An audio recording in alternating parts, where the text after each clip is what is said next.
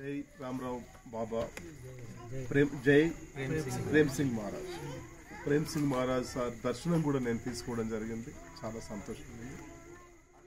ఈరోజు ప్రేమ్ నగర్ తండా ఏదైతే ఉందో ఈ తండాలో నేను ఇక్కడికి రావడానికి ముఖ్య కారకుడైన మా సుధాకర్ అన్న ఎవరైతే ఉన్నారో, సుధాకర్ అన్న ఒక 3 నెలల కింద నాకు పరిచయం లేడు.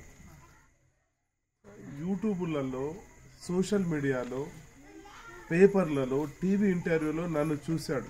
చూసి మా CEO అనిల్ గారికి ఒక మెసేజ్ పెట్టాడు, నేను మిమ్మల్ని కలుస్తానని చెప్పి. అట్లా ఒక 3 నెలల కింద సుధాకర్ అన్న ఏం చేస్తాడు, ఆయన ఎవరు, నేనెవరు అనే సంబంధం లేదు. కానీ ఏదైతే సేవ చేస్తున్నామో ఆ సేవలో కలిసినటువంటి ఒక గొప్ప వ్యక్తి మా సుధాకర్ గారు. ముఖ్యంగా ప్రేమ్ నగర్ తండాలో మోహన్ నాయక్ గారు, జాదవ్ బాబురావు గారు, జాదవ్ నారాయణ గారు, రాథోడ్ సుభాష్ గారు, చౌహాన్ గారు, బాబురావు గారు, ఆనందరావు గారు, నామదేవ్ గారు, అట్లాగే సాహెబ్రావు గారు, సంతోష్ గారు, మీ అందరికీ, ఇంకా ఎవరైనా పేర్లు మర్చిపోయి ఉంటే నన్ను క్షమించాలి. మీ అందరికీ, ఇక్కడ వచ్చిన వాళ్ళందరికీ కూడా పేరు పేరున ధన్యవాదాలు చెప్తూ, ఇప్పటి వరకు మేము ఏ సేవలు అయితే చేస్తూ ఉన్నామో సమాజపరంగా నేను ఎందుకు చేయవలసి వచ్చిందా అనే దాని మీద మీకు తెలియాలి. ఇప్పటి వరకు చాలా మంది ఎన్నికలప్పుడు మీ దగ్గరికి జనాలు వస్తారు, మీతో ఏదైనా లాభం పొందడానికి వస్తారు తప్ప నాకులాగా మీరు భవిష్యత్ చరిత్రలో నేను మీ తండాకు వచ్చి, మీ గ్రామం వచ్చి మీకు సేవ చేస్తాను, మీ తండాలో ఎవరైనా తల్లిదండ్రులు లేని వాళ్ళు ఉంటే మాకు చెప్పండి అని చెప్పడం జరుగుతుంది. అట్లాగే సరి అయిన తిండి లేక, సరి అయిన భోజనం లేక అక్కడక్కడ ముఖ్యంగా గిరిజన బిడ్డలు ఎవరైతే ఉన్నారో, మన లంబాడీస్ కానీ, గోండ్స్ కానీ, కోయా కానీ, ఆదివాసి బిడ్డలు ఎవరైతే ఉన్నారో, మనము ఒకప్పుడు, ఇప్పుడు కాదు, ఒకప్పుడు సరి అయిన తిండి పెట్టలేక మన పిల్లలు దివ్యాంగులుగా పుడుతున్నారు, బై బర్త్ హ్యాండిక్యాప్గా పుడుతున్నారు. అంటే బ్రెయిన్ ఉంటే బ్రెయిన్ సరిగా పనిచేయదు, కళ్ళు ఉండవు, ఒకరికి చేతులు ఉండవు, ఒకరికి నడుం పనిచేయదు. ఇవన్నీ ఎందుకు పుడుతున్నారంటే సరి అయిన తిండి లేక. మన దగ్గర ఏం లేదు కదా, మన ఇంట్లో రోజు మటన్ పెట్టే పరిస్థితి ఉండదు, రోజు చికెన్ పెట్టే పరిస్థితి ఉండదు, రోజు పాలు ఇచ్చే పరిస్థితి ఉండదు, రోజు పండ్లు పెట్టే పరిస్థితి ఉండదు. కాబట్టి ముఖ్యంగా ఆదివాసి బిడ్డలు, అంటే అడవుల్లో జీవించే మన ప్రజలు ఎవరైతే ఉన్నారో వీళ్ళందరూ దివ్యాంగులుగా పుడుతున్నారు. కాబట్టి మేము ఏం చేస్తున్నాం, అట్లాంటి వాళ్ళు ఎక్కడున్నారో వాళ్ళ డేటా తీసుకొని వాళ్ళని హాస్పిటల్ చూపించడము, లేకపోతే వాళ్ళ తల్లిదండ్రులకు కెపాసిటీ లేకపోతే మన వంతు సాయం ఏం చేద్దామనే ఆలోచన మీద వారికి సేవలు చేస్తూ ఉన్నాం.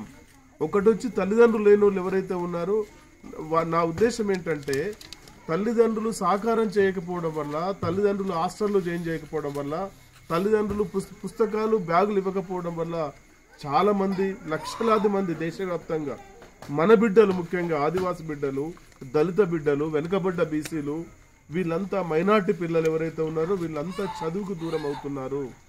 మనకు ఏదన్నా అవకాశం ఉంటే, ఒకవేళ వాడు చదువుకుంటే వాడి అదృష్టం బాగుండి వాడు IAS కావచ్చు, IPS కావచ్చు, డాక్టర్ కావచ్చు, ఇంజనీర్ కావచ్చు, గ్రూప్ 1 ఆఫీసర్ కూడా కావచ్చు.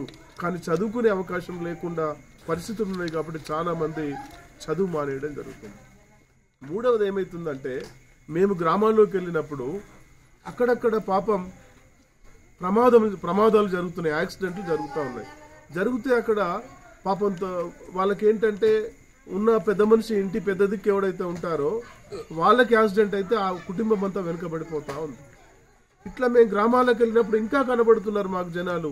పాపము మన ఓల్డ్ ఏజ్ వాళ్ళు, అంటే ఏజ్ అయిపోయిన తర్వాత వాళ్ళ పరిస్థితి ఎట్లా ఉందంటే, కొడుకు ఉండరు, కోడలు ఉండదు, తల్లిదండ్రులు ఉండరు, ఎవ్వరు ఉండరు. వాళ్ళు పాపం చిన్న చిన్న గుడిసెల్లో ఉంటూ వాళ్ళ జీవనం గడిపిస్తూ ఉంటారు. వాళ్ళకు తిండి గింజలు కూడా ఉండవు. ఎవరన్నా దయదలిచి మనలాంటి వాళ్ళు ఎవరైతే ఉన్నారో వాళ్ళు ఏదైనా ఇంత గింజలు పెడితే, ఇంత బియ్యం వేస్తే వండుకొని తినడం, కారమో గట్కనో తినే పరిస్థితి ఉన్నది. ఈ పరిస్థితి అంతా చూసిన తర్వాత నాకు ఒక ఆలోచన వచ్చింది, నేను ఖచ్చితంగా ఈ ప్రజలకు సేవ చేయాలి. ప్లీజ్, ఈ ప్రజలకు సేవ చేయాలి. సేవ నాకెందుకు చేయాలనిపించింది కూడా మీకు డౌట్ రావచ్చు. నేను అక్కడికే వెళ్తున్నా, అదే చెప్పే పరిస్థితి చేస్తున్నా. మాది ఇక్కడే గొల్లమాడ గ్రామం. మా నాయన కుంటోడు, మా తల్లి చిన్నప్పుడే చనిపోయింది. మా నానమ్మ అంటే తెలుసు కదా మీ అందరికి, తండ్రి వాళ్ళ మమ్మీ ఆయి అంట. తను కూలి పనికి వెళ్ళి వండితే తప్ప మాకు భోజనం దొరకదు. 10th క్లాస్ చదవడానికి ఫీజులు కట్టలేక నేను 10th క్లాస్ మానేసిన. నేను ఒకవేళ నన్ను చదివించే వాళ్ళు ఉంటే, ఇప్పుడు నేను వచ్చి మీ గ్రామాల్లోకి నాకెవరన్నా ఇట్లా వచ్చి వాలంటరీగా వచ్చి నేను చదివిస్తానని చెప్తే మీరు నమ్మరు.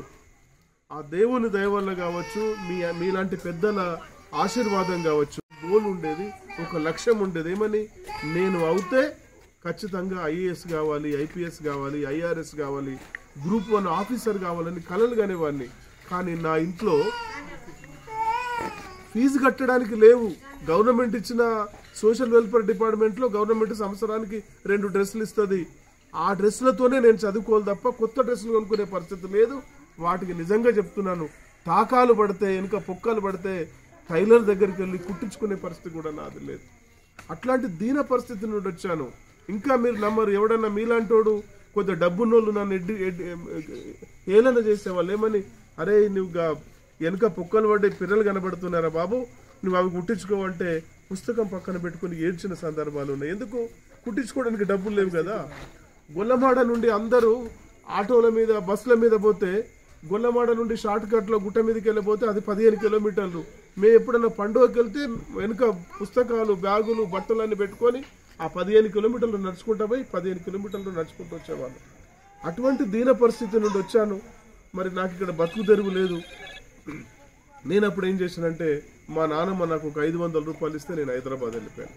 హైదరాబాద్ వెళ్ళిపోయి చదువును నేను ఎక్కడ అశ్రద్ధ చేయలేదు. హోటల్లో జీతం ఉన్నా, ఆటోమొబైల్ షాప్లో జీతం ఉన్నా, లాడ్జుల్లో జీతం ఉన్నా, డ్రైవర్గా పనిచేసిన, అన్నీ చేసుకుంటా. కానీ నేను ఎక్కడ కూడా చదువు మీద అశ్రద్ధ చేయలేదు. అన్ని ప్రైవేట్ కట్టుకుంటా పోయినా. నేను MA సోషలాజీ చేశాను. అది కూడా ఎందుకు చేశానంటే, సోషలాజీ అంటే సామాజిక పరమైన అంశాల మీద నాకు జ్ఞానం కలగాలి. ఈ సమాజంలో చాలా మంది పేదలు ఉన్నారు. ఇప్పటికి కూడా చాలా మంది, ఇప్పుడు నేను వస్తూ ఉంటే నాకు బాధాకరం ఏంటంటే, ఇప్పటి వరకు స్వాతంత్రం వచ్చి 76 సంవత్సరాలు అవుతుంది, మనకు రోడే గతి లేదు.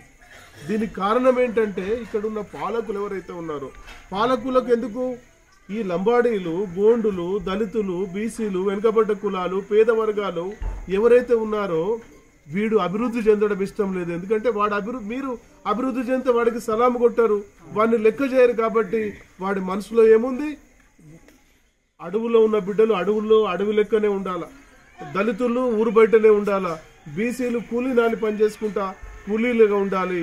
పాప మైనార్టీ పేదలు, ఇంకా పేదలు ఎవరైతే ఉన్నారో, పేదోడులో మార్పు కోరకపోవడం వల్లే సమాజం ఇట్లా ఉందని నేను భావించి నాకు ఒక ఆలోచన వచ్చింది. నేను అక్కడ వ్యాపారం చేయడం మొదలుపెట్టా. వ్యాపారం చేస్తున్నప్పుడు చాలా మంది పెద్దలు నా దగ్గరికి వచ్చి, సార్ ఇగో అన్న, వీడు మావాడు ప్రైవేట్ స్కూల్లో చదువుతున్నాడు, వీడు ఫీజు కట్టడానికి డబ్బులు లేవని చెప్తే, ఒకవేళ ఒక 30, ఇప్పుడు నిర్మల్ లాంటి కాలేజీలో ఒక 30,000 ఫీజు కట్టాలా. ఆ 30,000 ఫీజు కట్టకపోతే ఎగ్జామ్ రాయనివ్వడు. నేను అట్లాంటి కాలేజీలకు వెళ్ళి, అరే బాబు నేను మేనేజ్మెంట్, నీకు ఉదాహరణకి నారాయణ స్కూల్ అనుకో, వాడి దగ్గరికి వెళ్ళి మేనేజర్తో మాట్లాడి 30,000 మా బాబు కట్టాలా, 30,000 నేను 15,000 కడుతున్నా, 15,000 మాఫీ చేసుకో, మా వాడిని ఎగ్జామ్ రాయించు, ఒక్కవేళ ఎగ్జామ్ రాయించకపోతే నీ తాట తీస్తానని చెప్పి వాడి మెడల్ పంచి వందలాది మందికి నేను చదువుకు సహకారం చేసినటువంటి చరిత్ర మన సమతా ఫౌండేషన్కు ఉంది. ఇట్లా సమాజంలో వందలాది మందికి చదువు నేర్పిస్తా ఉన్నాం. పోతుంటే మళ్ళీ కొందరు ఇంకా వేరే మనుషులు వస్తూ ఉన్నారు. అయ్యా మన పేదలు వస్తూ ఉన్నారు, ముఖ్యంగా మన ఆదివాసి బిడ్డలు వస్తూ ఉన్నారు, వీళ్ళు వచ్చి దళితులు వస్తూ ఉన్నారు, బీసీలు వస్తూ ఉన్నారు, మైనార్టీలు వస్తూ ఉన్నారు, అగ్రకులంలోని పేదలు కూడా వస్తూ ఉన్నారు. వచ్చి, సార్ మా పాపకి బాగలేదు, పుట్టుకతోనే కళ్ళు లేవు సార్, పుట్టుకతోనే బ్రెయిన్ లేదు సార్, పుట్టుకతోనే కాళ్ళు లేవు సార్, ఇట్లాంటి వాళ్ళు వస్తే వాళ్ళకు కూడా సాయం చేయడం మొదలుపెట్టాం.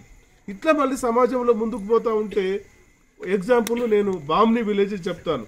బామ్ని విలేజ్ ఏదైతే ఉందో, పాపం మన కడతాల దగ్గర హైవే మీద యాక్సిడెంట్ అయింది. యాక్సిడెంట్ అయితే ఏమైంది, ఆ భర్త 2 కాళ్ళు ఇరిగిపోయినాయి. భార్యది ఒక కాలు ఇరిగిపోతే కాలు నుజ్జు అయిపోయింది, పనికి రాదు, దాన్ని కట్ చేసి కాలుని మొత్తం తీసేసి ఒక రబ్బర్ కాలు పెట్టింది. వాళ్ళు ఇట్లా ఉన్నారని చెప్పి మా వాళ్ళు చెప్పారు. నేను అక్కడికి వెళ్తే గుంటెడు జాగలేదు పాపం. 3 బిడ్డలు, 2 బిడ్డల్ని ఎప్పుడు ఆ యాక్సిడెంట్ కాకంటే ముందే పెళ్లి చేసి పంపించేసిండు. ఒక పిల్ల 6వ తరగతి 11 సంవత్సరాలు చదువుతుంది. వాళ్ళ జీవనోపాధి ఏందని చూస్తే అక్కడ ఊళ్ళో ఉన్న వీడీసీ వాళ్ళు, సర్పంచ్ అందరు కూడా మా అనిల్ కుమార్ దగ్గరకు వచ్చిండ్రు. మీ సార్ని అర్జెంటుగా దయచేసి మా బామ్ని పిలిపించుండ్రు అని చెప్పి పిలిపించారు. నేను అక్కడికి వెళ్ళాను. వెళ్తే వాళ్ళు ఎట్లా బతుకుతున్నారు తెలుసా? వాళ్ళకు కిరాణా షాప్ ఉన్నది. కిరాణా షాపులో ఎట్లుంటది? 1000 రూపాయల సామాను కూడా లేదు, పొలం లేదు, చేను లేదు, ఏమీ లేదు, రూపాయి ఆదాయం లేదు. బయట ఏడుపు వచ్చేసింది. ఆ 1000 రూపాయల కిరాణా షాపులో ఏం మిగులుతుందని పాపం ఆ మిగిలిన 50 రూపాయలు 100 రూపాయలు మిగిలితే ఆ కంట్రోల్ బియ్యం తెచ్చుకొని పాపం కారము ఇంత ఉప్పు పప్పు వేసుకొని వాళ్ళు జీవనం గడిపిస్తూ ఉన్నారు. నేను పోయి అమ్మ వీళ్ళకి ఏం చేద్దామని చెప్పి వీడీసీ వాళ్ళందరినీ పిలిపిస్తే, సార్ మీరు బేల్తారోడలో అమ్మాయికి 25,000 ఇచ్చారు, నర్సాపూర్లో ఇచ్చారు. మేము ఒక్క గ్రామం చేయలేదు, గొల్లమాడలో ఇచ్చినాం, నర్సాపూర్లో ఇచ్చి నర్సాపూర్లో 3 చేసినాం సాయం. మళ్ళా నిన్నగాక మొన్న చాలా గ్రామాల్లో చేసుకుంటా పోతే వాళ్ళు ఏమన్నారంటే, సార్ మీరు అన్ని చోట్ల సాయం చేస్తున్నారు, ఇక్కడ మాత్రం మీరు ఫిక్స్డ్ డిపాజిట్ చేద్దాం. నేనేమనుకున్నా, ఆ అమ్మాయి పేరు మీద ఒక 30,000 డిపాజిట్ చేస్తే ఒక 60-70,000 అవుతుంది, పెళ్లి వరకు ఉపయోగపడుతుంది, తల్లిదండ్రులకు పెళ్లి చేసే పరిస్థితి లేదని నేను ఆలోచించా. కానీ అక్కడున్న మనుషులు ఏమనంటే, వీళ్ళకి పొరపాట్ల కూడా మీరు ఏదైనా ఉంటే తర్వాత సాయం చేయండి, వీళ్ళకి తక్షణ సాయం. బస్సులో పోలేరు, ఎందుకంటే మీకు 2 కాళ్ళు ఇరిగిపోయినాయి, ఆ కాళ్ళు ఇట్లనే పొడుగ్గా పెట్టుకోవాలి. తల్లికి రబ్బర్ కాళ్ళు ఉంది, ఎట్లా పోతారు? వాళ్ళు కారులోనే పోవాలి, టాటా సుమో మాట్లాడుకొని హాస్పిటల్కి పోవాలి. వాళ్ళు ఏమన్నారంటే, మరి ఏం చేయమంటారని చెప్పి మేమందరం ఆలోచిస్తే, సార్ ఒక 10,000 కిరాణా సామాన్ తెచ్చుకుంటారని చెప్తే 10,000 కిరాణా సామాన్కి ఇచ్చాను, 10,000 రూపాయలు వాళ్ళ హాస్పిటల్ కోసం ఇచ్చా. ఇంకేమని చెప్పా, మీరు ఎప్పుడన్నా హైదరాబాద్ పోతే నాకు చెప్పండి, నేనే నా కారాన్న పంపిస్తాను, లేకపోతే కిరాయి కారు పెట్టి మిమ్మల్ని హైదరాబాద్ పంపిస్తాను చెప్పడం జరిగింది. ఇట్లా చేసుకుంటా వస్తున్నాను. నిన్నగాక మొన్న మేము చాలా గర్వంగా ఫీల్ అవుతాం. మా సుధాకర్ అన్న నిన్నటి వరకు ఎవరో తెలియదు, కానీ ఇప్పుడు మా సమతా ఫౌండేషన్ మా సిబ్బంది ఎవరైతే ఉన్నారో అందరు కూడా సుధాకర్ సార్, సుధాకర్ అన్న, సుధాకర్ సార్ అని ప్రేమగా పిలుస్తారు. ఎందుకంటే అన్నోన్ పర్సన్ మాకు కనెక్ట్ అయ్యాడు. ఎట్లా కనెక్ట్ అయ్యాడు? మేమేమో రూపాయి ఇస్తామని కాదు, లేదా అన్న దగ్గర మేము రూపాయి తీసుకుంటాం కాదు, మేము చేసే సేవలు ఏవైతే ఉన్నాయో ఆ సేవలను గుర్తించి మాకు ఇంకొక కబురు చెప్పిండు, సార్ మీరు మా అంజని తండకు రావాలి, అక్కడ కూడా తల్లిదండ్రులు కోల్పోయిన ఒక అబ్బాయి ఉన్నాడు, వాడి పేరు మహేష్, ఎంత షార్ప్గా ఉన్నాడంటే వాడిని నేను ముద్దు పెట్టుకున్నా, అంత షార్ప్గా ఉన్నాడు వాడు. ఇట్లాగే అన్న వాళ్ళందరూ మీటింగ్ పెడితే అక్కడికి వెళ్తే పాపం వాళ్ళ నానమ్మ ఉంది, తాత కూడా చనిపోయిండు, తల్లిదండ్రులు చనిపోయిండ్రు, వాళ్ళ తాత కూడా చనిపోయిండు. ఒక ఆమె ముస్లాం ఉన్నది, ఆమె కూలి పనికి వెళ్ళి వాడికి ఇంత బువ్వ పెట్టి సెంట్ థామస్కి పంపిస్తూ ఉన్నది. అప్పుడు నేను ఆ బాబు దగ్గరికి వెళ్ళి వాడిని 10 సంవత్సరాల చదివిస్తాను దత్తత తీసుకున్నాను. ఇంకోటి ఏం చెప్పానంటే, ప్రతి 6 నెలలకు ఒకసారి వాడికి పుస్తకాలు, బ్యాగులు, డ్రెస్సులు అన్ని ఇప్పిస్తానని చెప్పాను. మొన్న నేను మాట ఇచ్చిన 2 రోజులు వాడిని దత్తత తీసుకున్న తర్వాత అన్ని పేపర్లలో మీడియాలో వచ్చిన తర్వాత 2 రోజుల తర్వాత నేను వాళ్ళ ప్రిన్సిపాల్ దగ్గరికి వెళ్ళిన. ఎక్కడికి? రాంపూర్ వెళ్ళిన. వాడు అక్కడ చదువుతున్నాడు. వెళ్ళి వాడికి షేక్ హ్యాండ్ ఇచ్చి వాడిని కూర్చోబెట్టి మా డ్రైవర్కి చెప్పి, ఇటు రారా బాబు, ఈ మహేష్ రేపు IAS, IPS, IRS group 1 officer కావాలి, ఈ కారు టేస్ట్ కూడా తెలియాలి, కాబట్టి వీని కారులో ఒక రౌండ్ అని చెప్తే కారులో మొత్తం రౌండ్ వేస్తే వాడి హ్యాపీనెస్ వీడియోలో కూడా వచ్చింది, మొత్తం సోషల్ మీడియాలో కూడా అదంతా వచ్చింది. ఇట్లా నేను వాడిని దత్తత తీసుకున్నాను. ఇట్లా ఒక్కరిని కాదు. ఎగ్జాంపుల్ మీ కుస్లీ గ్రామం, ఇంకొక 2 విషయాలు చెప్పి నేను ఇట్లా చెప్తే కొన్నిగా రాస్తే నవల, తీస్తే సినిమా అవుతుంది నా లైఫ్. ఇట్లా ఆ కుస్లీ గ్రామం నుండి మొత్తం శివాజీ వాళ్ళ బ్రదరు, రవి, అట్లా చాలా మంది యూత్ అంతా నా దగ్గరికి వచ్చారు. వచ్చి నన్ను కలిసి మా అనిల్ గారి టైం ద్వారా నేను టైం ఇచ్చాను. వాళ్ళు వచ్చి ఒక 20 మంది యూత్ వచ్చి నాకు సన్మానం చేసిన తర్వాత, సార్ మీరు అర్జెంటుగా మా ఊరు రావాలి, ఒక సాయం చేయండి అని చెప్పింది. ఆ సాయం ఏంటంటే, పాపం నాయకపోడు వాళ్ళు, ముదిరాజా నాయకపోడు, అక్కడికి వెళితే వాళ్ళ పరిస్థితి ఘోరంగా ఉంది. ఒక ఆమె సగం పిచ్చిది, ఒక ఆమె ఫుల్ పిచ్చిది. ఫుల్ పిచ్చి ఆమె బెడ్ మీద ఉంటుంది, సగం పిచ్చి ఆమె మీలాంటి వాళ్ళు ఎవరైనా బియ్యం పప్పులు వేస్తే వండుతుంది, లేకపోతే అడుక్కొచ్చి ఆమె తిండి తింటుంది. ఆ ఇల్లు గట్టిగా వానబడితే కూలిపోతుంది. వాళ్ళకు రేషన్ కార్డు లేదు, ఆధార్ కార్డు లేదు, హాస్పిటల్కి వెళ్ళరు, ఆమె కూలి పని చేసుకునే పరిస్థితి కూడా లేదు. వాళ్ళ అక్క చెల్లెలిద్దరు. నేను అక్కడికి వెళ్ళి వాళ్ళ పరిస్థితి అంతా చూసి అక్కడ కూడా ఏడుపు వచ్చింది. వీడీసీ వాళ్ళందరినీ పిలిచి ముందు 6 నెలలకు సరిపోయేంత సరుకులు ఇచ్చాను.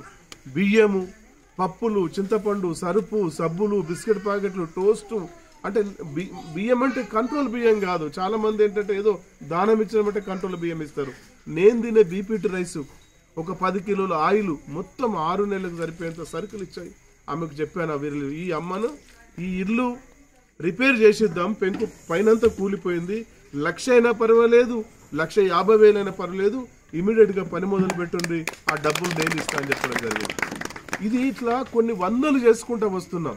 నేను ఇట్లా చేసుకుంటున్న తరుణంలో నేను నర్సాపూర్ రావడానికి కూడా కారణం ఏంటి అనేది మీకు 2 నిమిషాలు చెప్పి నా ప్రసంగాన్ని ముగిస్తాను. విద్యార్థులకు చేస్తున్నాను, వికలాంగులకు చేస్తున్నాను, ఓల్డేజ్ వాళ్ళకు చేస్తున్నాను. చాలామంది ఒక ఆడ క్యాంపస్లో, ఉస్మానియా యూనివర్సిటీ క్యాంపస్లో ఒక మీటింగ్ పెట్టారు. దానికి గదరన్న వన్ ఆఫ్ ది గెస్ట్, నేను వన్ ఆఫ్ ది గెస్ట్. అక్కడికి చాలామంది మన తాలూకాకు సంబంధించిన వాళ్ళు, మన జిల్లాకు సంబంధించిన వాళ్ళు చాలామంది అక్కడికి వచ్చారు. మా స్పీచ్ అయిపోయిన తర్వాత కిందికి వచ్చిన తర్వాత, ఏంటి సార్ మీది ఎక్కడ అని అడిగారు. మాది ఆదిలాబాద్ అన్న. ఆదిలాబాద్ ఎక్కడ అడిగారు. ముదోల్ అన్న. ముదోల్ ఎక్కడ అన్నారు. నర్సాపూర్ అన్న. నర్సాపూర్ ఎక్కడ. గొల్లమాడ అని చెప్పిన. సార్ ఆ 5గురు కూడా నా చుట్టుముట్టి మీతో కాఫీ కానీ చాయ్ కానీ తాగుతామంటే మా ఆఫీస్కి రమ్మని చెప్పాను. అందరం భోజనాలు చేసిన తర్వాత మా అందరిది ఒక రిక్వెస్ట్ చేస్తున్నాం సార్ అన్నారు. ఏంటి మీ రిక్వెస్ట్ అన్న. సార్ మీరు హైదరాబాద్ హెడ్ క్వార్టర్లో ఉండి మహబూబ్ నగర్ వాళ్ళకి, కరీంనగర్ వాళ్ళకి, ఆంధ్రప్రదేశ్లో చాలా రాష్ట్రాలకి, మేదాకు వాళ్ళకి, వరంగల్ వాళ్ళకి ఎవరెవరికో చేస్తున్నారు సార్. నీ పుట్టిన గడ్డ ఏదైతే ఉందో గొల్లమాడని చెప్తున్నారు. కాబట్టి ఏదన్నా అవకాశం ఉంటే మీరు ఇక్కడ వచ్చి సాయం చేయండి అని చెప్పి నన్ను రిక్వెస్ట్ చేస్తే నేను వాళ్ళ ప్రాజెక్టును ఓకే చేసి ఇప్పుడు నర్సాపూర్ని పైలట్ ప్రాజెక్టు కింద తీసుకున్నా. అందరూ జనాలు ఏమైపోయారంటే, ఇక్కడ నేను ఎక్కడ పోతే అక్కడ 25,000, 20,000 కంటే 30,000 కంటే తక్కువ ఇవ్వట్లేదు. నేను అంటే ఏదో ఆషామాషిగా జనాల్లో పేపర్లో ప్రకటన రావడం కోసం నేను ఇవ్వట్లేదు. నేను నిజంగా పేద ప్రజలకు సేవ చేద్దాం. నా ఆలోచన ఏంటంటే, ఇక్కడున్న పాలకులకు కానీ, ఇక్కడున్న ఆఫీసర్లకు కానీ వాళ్ళకు ఒక్కటే వాళ్ళ మైండ్ సెట్ ఎట్లా ఉందంటే, మనతో మైండ్ గేమ్ ఆడి మనం అభివృద్ధి చెందకుండా మనల్ని మభ్య పెడతా ఉన్నారు. ఒక్క మాట చెప్తాను, దేశ చరిత్రలో మీరు ఒక్కసారి గమనించండి. మన మునులు అంటే ఇందాక మన మహారాజులను చెప్పుకునే సేవాలాల్ కానీ, రామరావు బాబా కానీ, ప్రేమ్ సింగ్ మహారాజు కానీ పుట్టకంటే ముందు మన పరిస్థితి ఎట్లా ఉంది మీరు ఒక్కసారి అర్థం చేసుకోవాలి.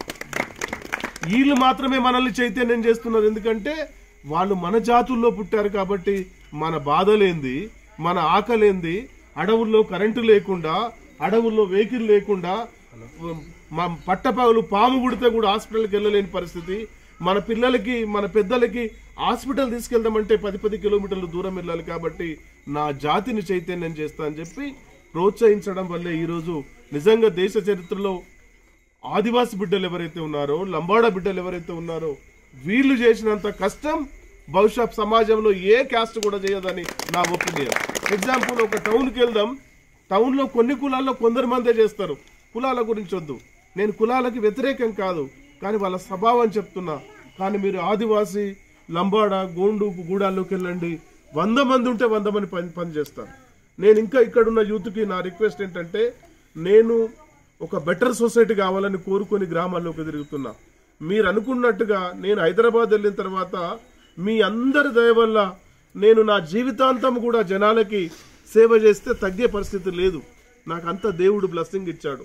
మన దేవుళ్ళు మీలాంటి పెద్ద మనుషులంతా వాళ్ళ ఆశీర్వాదం ఉంది కాబట్టి ఎందరికైనా సహాయం చేసే పరిస్థితి ఉంది.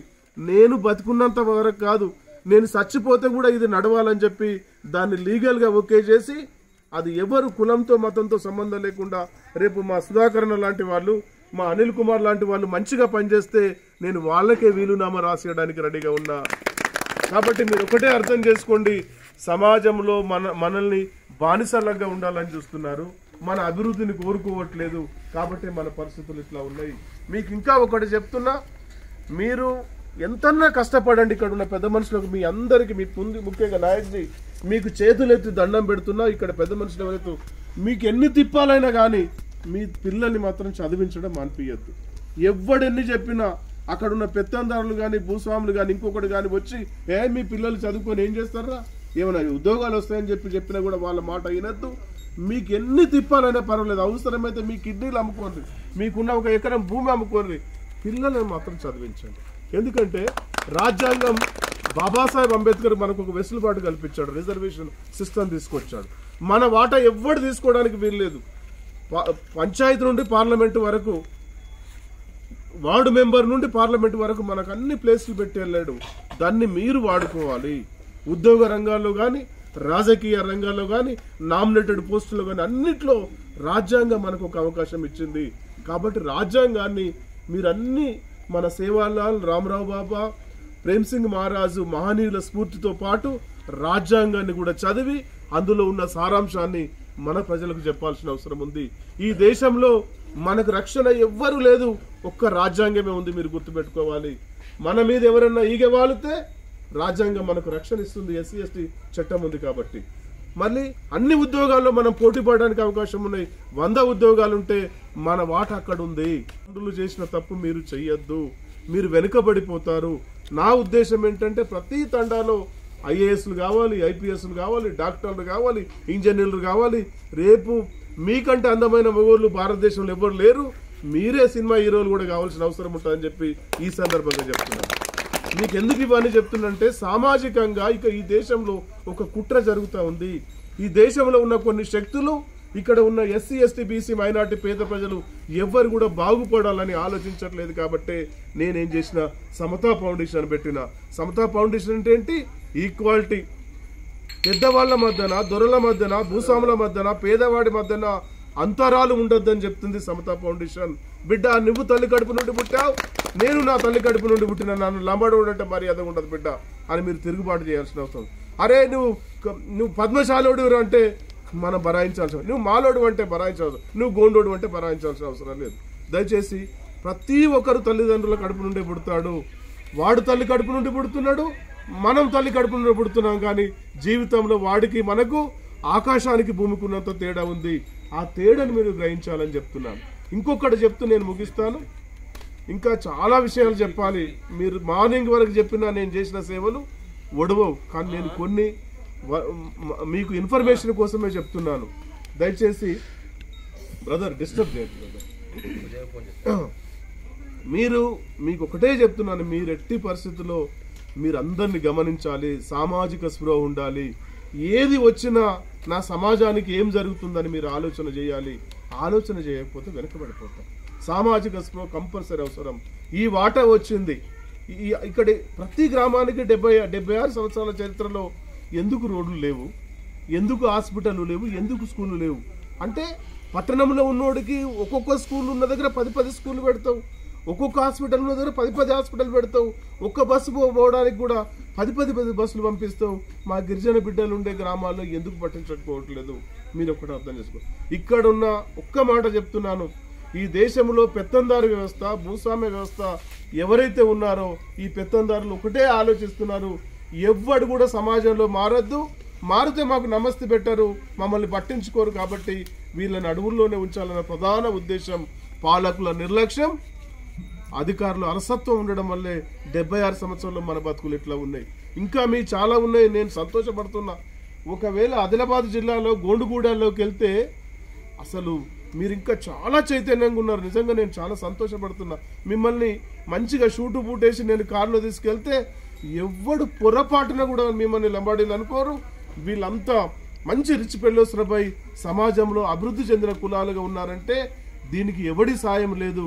ఒక రాజ్యాంగం మనకు కల్పించిన హక్కు, రెండవది మీ స్వయం కృషి ఉంది.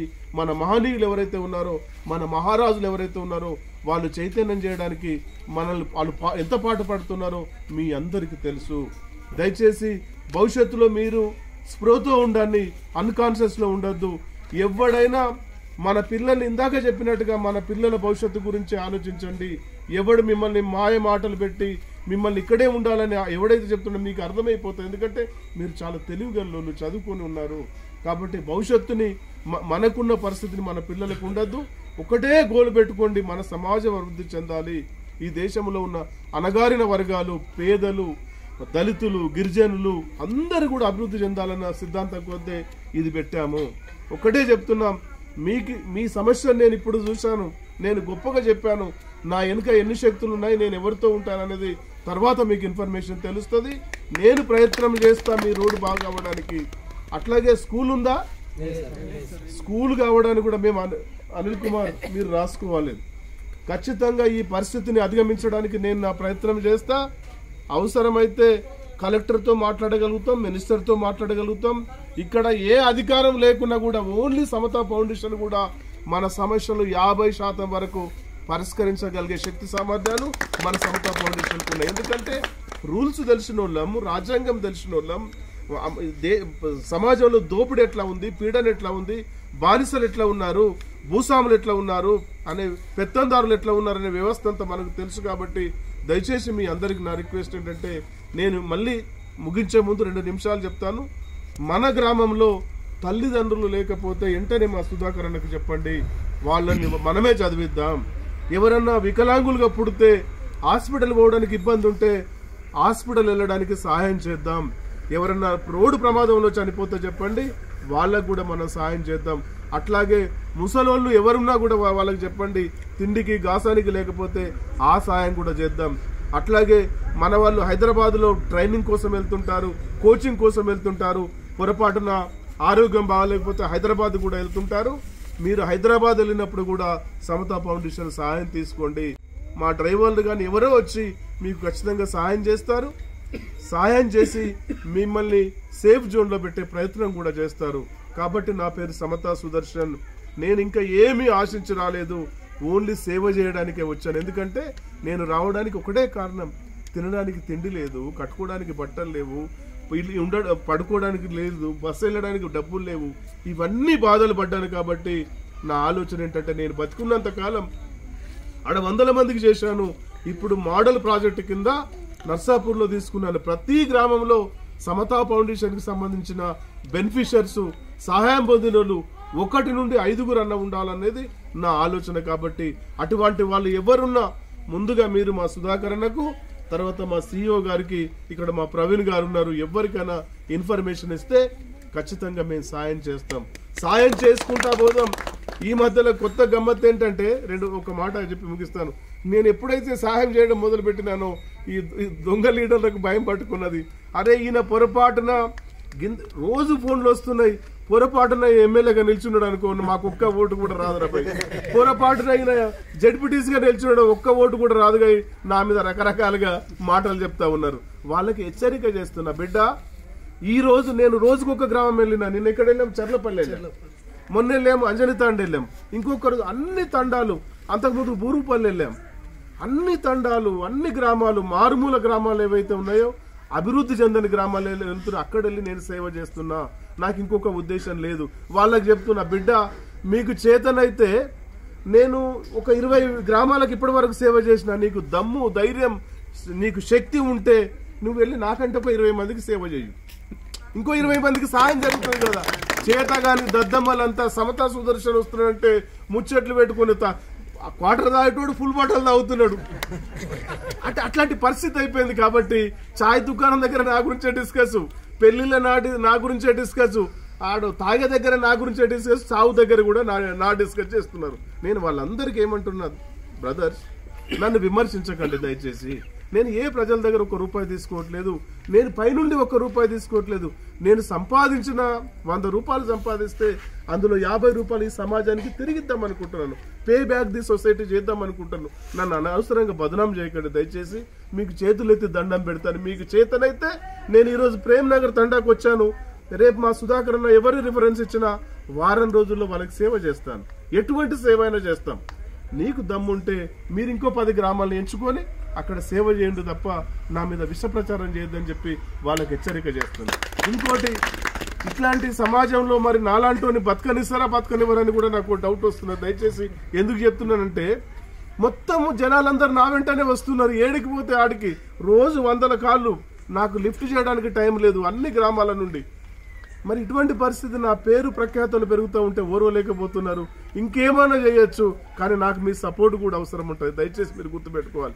రేపు సమతా ఫౌండేషన్ చైర్మన్ మీద చిన్న అటాక్ జరిగినా, నన్ను ఎవడన్నా ఇంకా భయపెట్టినా, కొట్టినా, ఇంకేదన్నా చేసినా కూడా రేపు మీ దమ్మేదో చూపించాలి అక్కడ. బిడ్డ మా సమతా సుదర్శన్ గారు చేసిన తప్పేంటి చెప్పు.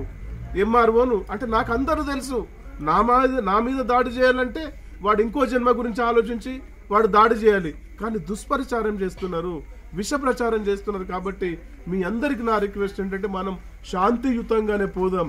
ఒకవేళ నాకేమన్నా అయితే మీరు క్రాంతి కూడా చూపించవలసి వస్తుంది బిడ్డలకి. కాబట్టి నన్ను మీరు ఆదుకోవాలి, నన్ను మీ సొంత బ్రదర్ లాగా స్వీకరించాలి. నేను కూడా అట్లాగే పేద ప్రజల సమాజంలో ఎవరున్నారో వాళ్ళని 12 గంటలు కాదు 24 గంటలు ఎప్పుడు సహాయం చేసినా నేను చేయడానికి రెడీగా ఉన్నాను. దయచేసి నా పేరు సమతా సుదర్శన్, నేను సమతా ఫౌండేషన్ చైర్మన్ని. ఇప్పుడు నేను నిర్మల్లో ఒక ఇల్లు కట్టి ఆఫీస్ను కూడా ఇక్కడికి క్యాంప్ ఆఫీస్ నిర్మల్కి పెట్టాను. మా ఇంటికి వచ్చారు సుధాకరణ గారు. అట్లాగే నర్సాపూర్లో కూడా ఒక ఆఫీస్ పెడుతున్నాను. ఎందుకంటే నర్సాపూర్ని రోల్ మోడల్ ప్రాజెక్ట్ కింద తీసుకున్నాను. ఏ గ్రామంలో పోయినా సమతా ఫౌండేషన్ కుటుంబ సభ్యులు ఉండాలి. నేను ఈ టైంకి వచ్చిన నాకు గంజి నుండి వచ్చిన బెంజ్ వరకు పోయినా నేను మళ్ళీ జీరోకి వచ్చినా భయపడేదేం లేదు, నాదేం పోయేది లేదు. కాబట్టి నాకు కావాల్సింది ఏంటంటే నా పేద ప్రజలకు సహకారం అందాలి. సమాజంలో వెనుకబడ్డ వర్గాలు, బలహీన వర్గాలు, పేద ప్రజలు ఎవరైతున్నారో వాళ్ళకి సాయం చేద్దామన్న సంకల్పంతో నేను ఈ ఆర్గనైజేషన్ పెట్టాను. కాబట్టి ఖచ్చితంగా ఏదైనా సందర్భం వచ్చినప్పుడు మీ సహకారం కూడా అవసరం ఉంటుందని కోరుకుంటూ ఈ అవకాశం ఇచ్చిన మీ పెద్దలందరికీ కూడా నిజంగా ప్రేమ్ నగర్ అంటే నా మీద అంత ప్రేమ చూపించారు. నేను జీవితంలో నేను ఇంత చెప్తుంటే కూడా చాలా నిశ్శబ్దంగా వింటూ నన్ను చాలా ప్రోత్సహిస్తున్నారు. కాబట్టి ప్రేమ్ నగర్ తండవాసులకి ప్రేమగా నా ప్రసంగాన్ని వింటూ నన్ను ఆహ్వానించినటువంటి మీ అందరికి కూడా, ముఖ్యంగా మా సుధాకరన్నకి, నాయక్ గారికి, మీ ఇక్కడ వచ్చిన ప్రతి ఒక్కరికి కూడా పేరు పేరున ధన్యవాదాలు చెప్తూ ముగిస్తా ఉన్నాను.